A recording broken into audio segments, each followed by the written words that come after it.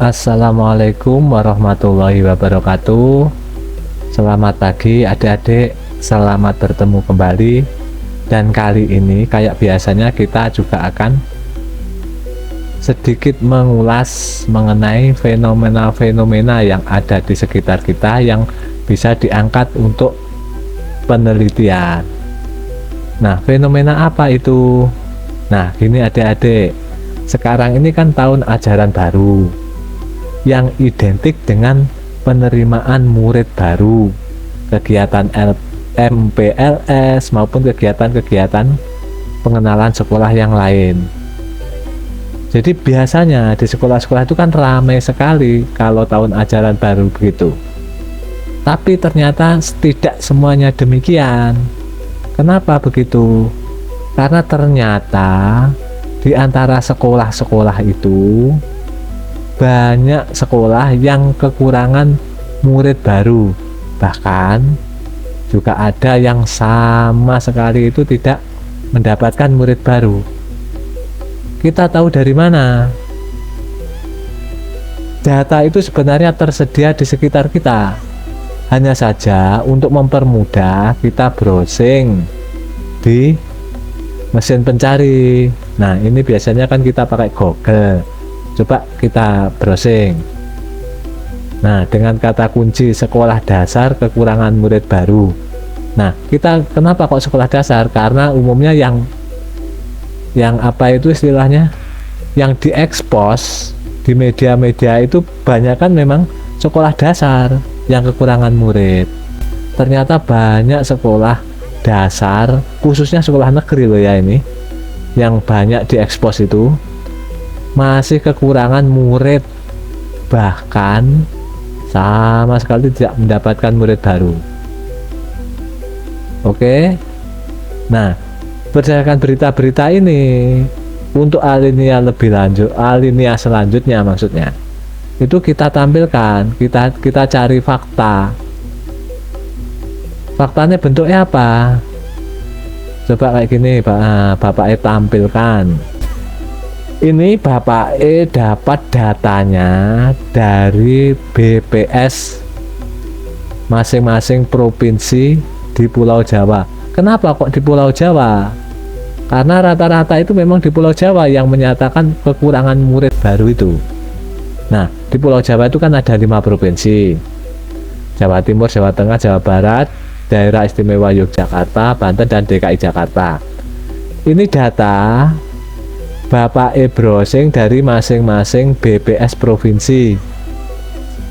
Hanya saja ini kan tidak seragam. Maksudnya itu misal Jawa Timur itu sebenarnya data BPS provinsi itu hanya sampai tahun 2022.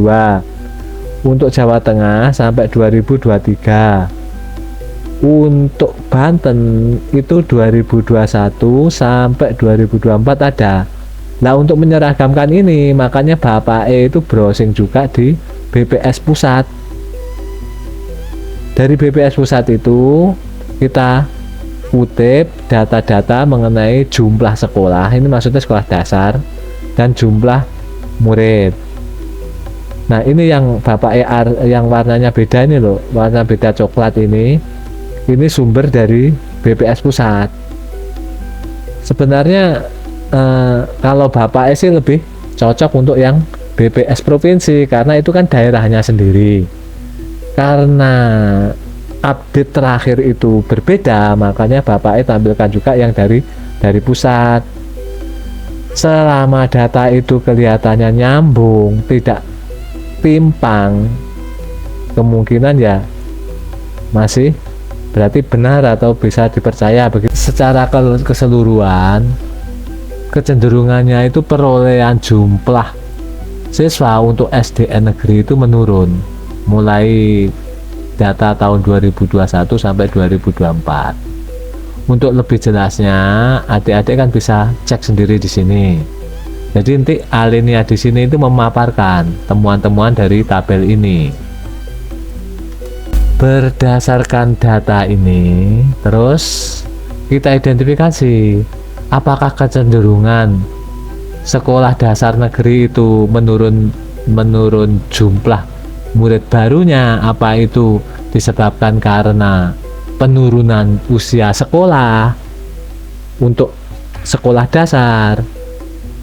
Nah, untuk tahu itu makanya kan kita cari data lagi toh, data lagi mengenai jumlah usia sekolah dasar di masing-masing provinsi. Nah, ini sudah Bapak tampilkan masing-masing dalam bentuk tabel biar jelas. Ini misalkan Provinsi Jawa Timur, memang ada penurunan untuk jumlah murid usia sekolah dasar. Nah, data ini dari mana kita peroleh? Data ini juga dari data BPS masing-masing provinsi tadi. Hanya saja misalkan tahun 2021 ini hasil penjumlahan murid sekolah dasar negeri dan murid sekolah dasar swasta. Demikian juga untuk tahun-tahun berikutnya. Dilihat dari pertumbuhannya, itu memang bertumbuh negatif, artinya menurun pertumbuhannya. Demikian juga untuk yang di Provinsi Jawa Tengah, jumlah jumlah usia sekolah dasar di Jawa Tengah dari tahun 2021 sampai 2024. Tapi kan tahun 2024 tadi kan kelihatan timpang toh di data awal karena ngambil dari data bursa data dari BPS pusat. Jadi ini nanti mungkin datanya bisa di cross cek lagi yang terupdate untuk tahun 2024. Kembali lagi untuk yang Provinsi Jawa Barat itu juga sama, itu cenderung fluktuatif karena ada yang menurun, ada yang meningkat. Terus lanjut untuk yang Provinsi DI Yogyakarta, itu juga mengalami penurunan jumlah siswanya, jumlah usia sekolah dasar maksudnya, dari tahun 2021 sampai 2004. Tapi untuk yang Provinsi Banten ternyata meningkat jumlah siswanya, jumlah usia sekolah dasarnya. Untuk Provinsi DKI Jakarta juga cenderung mengalami penurunan. Nah, kan dari data-data ini tadi kan jumlah usia sekolah dasar kan cenderung menurun. Nah, apakah itu menyebabkan kekurangannya murid baru di sekolah dasar negeri itu menjadi hal yang wajar? Untuk menjawab itu, makanya kita perlu tahu persentase dari jumlah murid SD negeri dan SD swasta. Ternyata ada kecenderungan untuk SD negeri itu jumlah siswanya menurun, sedangkan kan SD swasta itu kebalikannya. Demikian juga untuk di Jawa Tengah juga terjadi hal yang sama. Untuk provinsi lainnya silahkan diamati sendiri ya adik-adik, dan ditulis, dijelaskan maksudnya dalam bentuk kata-kata. Terus kita juga perlu tahu sebenarnya trennya, kecenderungannya itu tren pertumbuhan baik naik maupun turun itu kayak apa. Tren perolehan murid sekolah dasar untuk Provinsi Jawa Timur itu kan terlihat dan trennya cenderung menurun untuk SD negeri dan swasta cenderung meningkat. Ini datanya maksudnya itu kurvanya ini tidak digabung menjadi satu, soalnya kan ini ada perbedaan jumlah kisarannya. Kalau SD negeri kan kisarannya jutaan, kalau ini kan ratusan ribu. Jadi kalau digabung nanti itu trennya itu tidak begitu terlihat. Trennya naik tajam atau turun tajam itu tidak begitu terlihat karena perbedaan dari jumlah yang terlalu timpang. Tapi yang kita pelajari dari sini, yang kita cari informasinya itu kan trennya. Untuk kedepannya itu perolehan siswa atau murid SD negeri itu cenderung naik atau turun. Demikian juga untuk SD swasta. Nah, dari sini kelihatan misalkan untuk Provinsi Jawa Tengah itu berbalik. SD negeri cenderung menurun dan SD swasta cenderung meningkat. Coba kita perhatikan untuk provinsi yang lainnya juga. Nah, ini memang SD negeri dan SD swasta untuk Provinsi Jawa Barat sama-sama meningkat, tapi terlihat trennya itu lebih tajam untuk yang SD swasta. Untuk yang Provinsi Jawa Tengah, DI Yogyakarta itu cenderung sama-sama menurun. Sedangkan untuk Provinsi Banten sama-sama meningkat, dan untuk Provinsi DKI Jakarta memang cenderung sama-sama menurun. Nah, pertanyaannya, apakah ketika sama-sama menurun, misalkan jumlah siswa SD negeri menurun 5, terus jumlah SD swasta juga menurun, apakah itu membatalkan keinginan kita meneliti kenapa kok banyak sekolah dasar negeri yang kurangan murid? Nah, hal ini sama sekali tidak membatalkan urgensitas untuk meneliti itu. Kenapa? Karena meskipun sama-sama ini, misalkan ini untuk yang mana ini, untuk yang daerah DI Yogyakarta itu kan sama-sama menurun.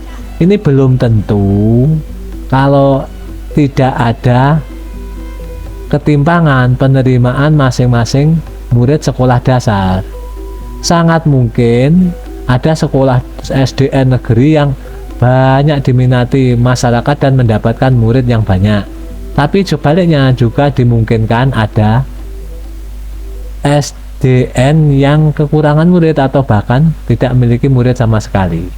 Jadi nanti adik-adik itu menentukan objek penelitiannya itu berdasarkan pada pemilihan objek yang spesifik. Misalkan menentukan SD negeri yang mana yang terlihat kekurangan murid.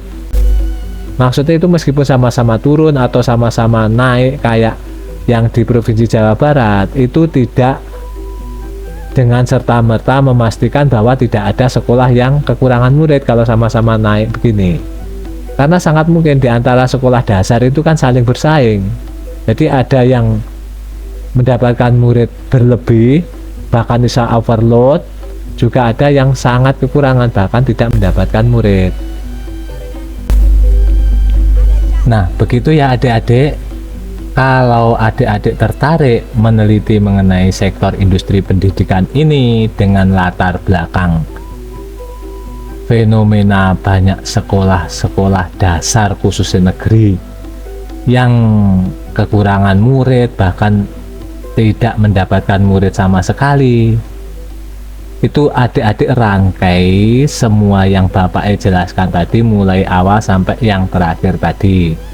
Terus setelah itu kan penelitian kita nanti bisa kualitatif maupun kuantitatif. Kalau kualitatif itu misalnya kita meneliti mengenai strategi pemasaran untuk sektor industri pendidikan kategori sekolah dasar, untuk sekolah dasar maksudnya. Nah, itu adik-adik jelaskan di alinea lanjutannya. Setelah rangkaian yang tadi, itu adik-adik jelaskan strategi pemasaran difokuskan pada misalkan pada sekolah yang mana, strateginya apa saja, terus pengertian strategi itu apa, itu adik-adik tambahkan di alinea setelah alinea terakhir yang Bapak rangkaikan tadi. Bisa juga alternatif yang lain, kita meneliti mengenai preferensi dari para orang tua ketika memilih sekolah dasar untuk anaknya. Kenapa ke orang tua? Kan kalau kategori sekolah dasar itu kan kalau toh jadi responden kan belum memungkinkan, karena dianggap masih relatif belum bisa berpikiran secara stabil. Jadi pasti orang tua nanti yang dilibatkan. Kalau preferensi orang tua dalam memilih sekolah, itu juga adik-adik jelaskan di alinea-alinea selanjutnya. Pengertian preferensi apa, terus mengapa itu penting, itu adik-adik jelaskan. Kalau yang kuantitatif itu bisa analisa pengaruh kualitas layanan pendidikan. Kalau analisa kualitas layanan pendidikan itu kan umumnya pakai itu yang 7P. Price, product, promotion, place, people, process, physical. Nah, itu nanti adik-adik cari sumbernya. Ada banyak kok itu di Scopus maupun Sinta. Jurnal-jurnal mengenai itu. Dijelaskan, terus nanti dikaitkan sama objek yang dipilih. Misalkan kita memilih objek SD yang kekurangan murid. Di situ itu aplikasi penerapan 7P di situ itu kayak gimana? Terus pengaruhnya terhadap keputusan orang tua dalam memilih sekolah. Itu juga bisa. Alternatif lainnya itu juga terserah dari adik-adik. Itu nanti mau mengarahkan penelitiannya kemana sesuai inspirasi adik-adik itu juga bisa. Nah, kenapa kok ini latar belakang ini penting? Latar belakang itu kan bisa menjelaskan kekuatannya, urgensitasnya, manfaatnya dari sebuah penelitian.